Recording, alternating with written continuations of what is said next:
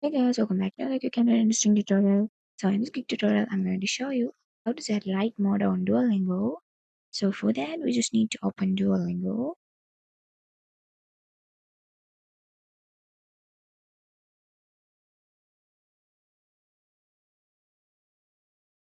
And after opening it, here on the left, you can see here many options, and here is the last option. You can see here more. Click on that. And then here is an option. You can see here settings. Click on that. And then here is second section. You can see here appearance. In that section is an option. You can see here dark mode.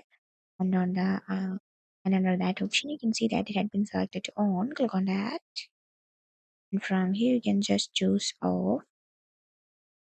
So now you can see that it had been set light theme on Duolingo. So that's it for this tutorial. I hope this video will be helpful for you.